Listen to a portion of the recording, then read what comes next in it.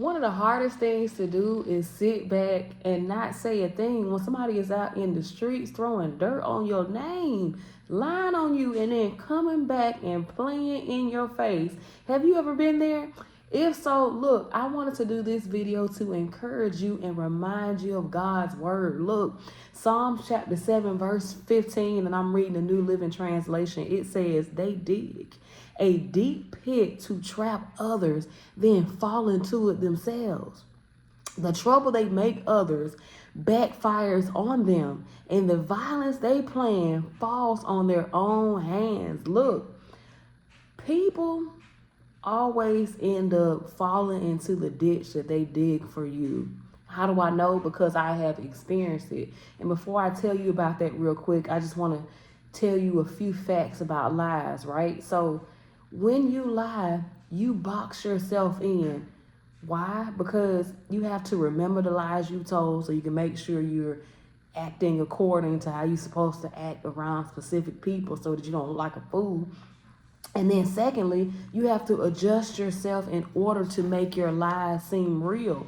What I mean by adjusting yourself is you basically, especially if you are a compulsive liar, you have to become some type of fake shell of a person in order to keep these lies going, because when you tell one lie and cracks start to shine through, you got to tell another lie, 2 or 3, in order to cover those cracks. You know what I'm saying? So you sort of create a self-imposed prison, right? And this is what happens to self-centered, narcissistic, and controlling people. With each lie they tell, and with each person they tell the lie to, and those people believe, they pretty much make it easier for you to walk away from the situation, aka free yourself from their grip, okay? So the lies over time become so outlandish that the people you have in common, they start acting some type of way towards you. When you come around, you know, you suck the literal air out of the room, people chit-chatting and talking. As soon as you walk in, you ever stepped in the room like that and you just like, you know what?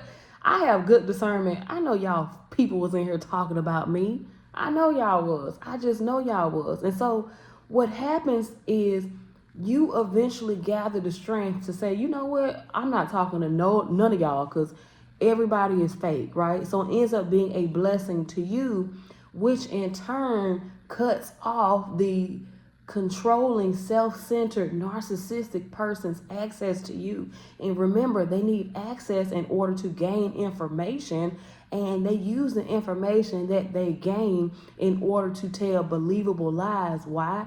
Because they mix their lies in with truth. But you see, when you turn everybody against a person that you are trying to control, you inadvertently cut off your own access, aka you fall into the pit that you have dug for others, right? So when they can't gather information to spin good lies, they lose control of the narrative. So I wrote about this in my book, People Are Evil, but I just want to tell you guys a quick story. So I would say this was maybe 5 or 6 years ago. I discovered that a good friend of mine, an older woman who's 20 years my senior, I discovered through good God-given discernment that the reason all the people we had in common had started to act funny around me is because she had been lying on my name the entire time, right?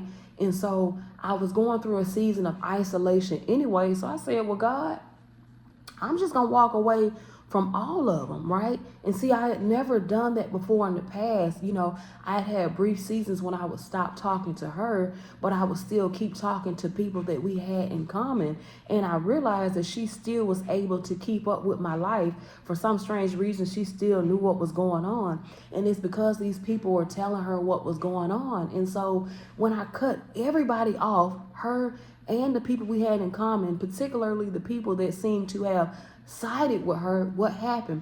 She no longer had access to me. And I sort of found out through the grapevine years later that all of these other friendships she had with these people we had in common, they fell apart too. These people weren't talking to her anymore too. And yeah, they tried to come back around and, ask me what was going on in my life and stuff like that. But I had grown beyond that. So I wasn't giving nobody any information. And so, like I said, she ended up falling into the pit that she dug for me because she no longer had access to the information.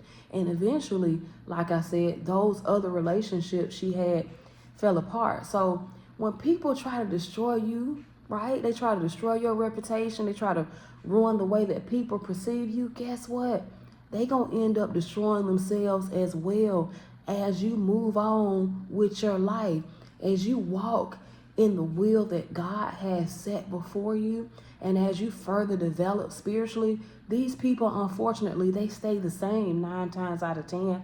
Why? Because they gain no wisdom. Why? Because the fear of the Lord is the beginning of all wisdom. And you know how I know they don't have wisdom? Because if they had wisdom, they would not lie on people the way that they do. You feel me? That was a lot of information in a short period of time, in my opinion. But guess what? If this resonates with you, if this video is for you, guess what? Comment below. I love a good dialogue. Like the video, share it with somebody that it could help. Share it with people that you love. Heck, go ahead and share it with people that be hating on you if you want to, if you want to be bold. You feel me? And subscribe to my channel too. I promise you, it's what? Free and 99. It ain't gonna cost you nothing to click subscribe, my friend. All right. I also placed the link to my book, People Are Evil, in the description box below. And guess what? I see you again soon. I hope, right? You gonna come back next time? You ain't got nothing to lose. It's free. See you.